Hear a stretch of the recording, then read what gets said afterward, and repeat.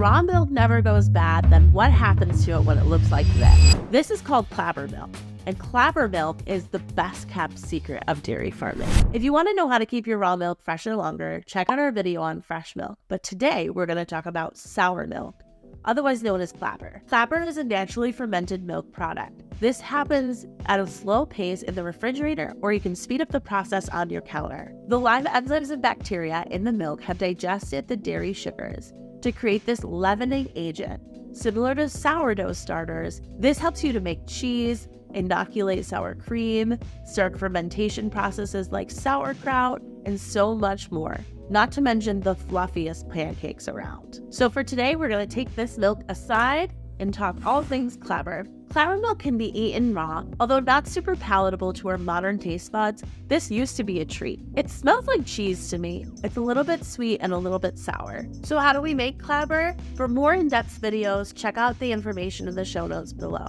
But in short, raw milk is full of naturally occurring beneficial bacteria called lactic acid. The lactic acid breaks down the sugar and turns the milk into curds and whey. That's what you see floating on the top. It's not cream, it's actually whey, like the byproduct from cheese making. This product is so alive that sometimes when you unscrew the lid, it'll pop like kombucha, and it naturally leavens baked goods. So you can use it to replace your baking soda or your yeast. Fermenting or souring milk is very different from spoiled milk. With this video, I'm referring to only raw milk, so do not try this at home with spoiled pasteurized milk. Pasteurization heats up the milk, removing those beneficial bacteria and enzymes and that natural immune system that raw milk has, allowing mold spores and other contaminants to flourish. So I do not recommend drinking spoiled pasteurized milk. Like I mentioned before, raw milk has a built-in immune system, and one of those factors is the natural high level of acidity.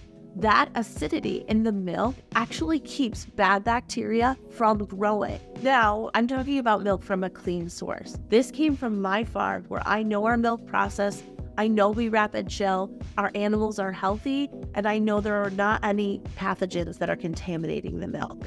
If you want to find a raw milk source near you, check out realmilk.com, and our YouTube channel is full of hints on whether your milk is of high quality or not. If you want to watch me make Clabber milk step by step, let me know in the comments below, and I'll record a future video. For now, let's just talk about a simple overview. There's a few ways you can make Clabber milk. The first way is just leaving it in this clean container that you've received from the farmer for 72 hours or more. It'll take 3 to 5 days for your milk to ferment from this stage to this stage at room temperature, depending on the warmth of your home.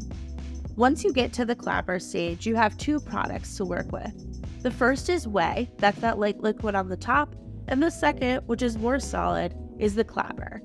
You can strain off the Clabber and make cheese, and you can use the whey for lacto-fermenting vegetables, grains, or starting a new batch of Clabber. Using 1 tablespoon of whey from your old batch of Clabber in your new batch of Clabber will speed up the process by 1 to 2 days. When you strain off the curds, only do it for about a half an hour in the fridge if you want a more cream cheese-like texture, and you can do it for longer outside if you want a more fermented ricotta flavor. So there you have it. Raw milk never goes bad, so don't throw this away. Use it in baked goods and let us know what recipes you'd like to try below.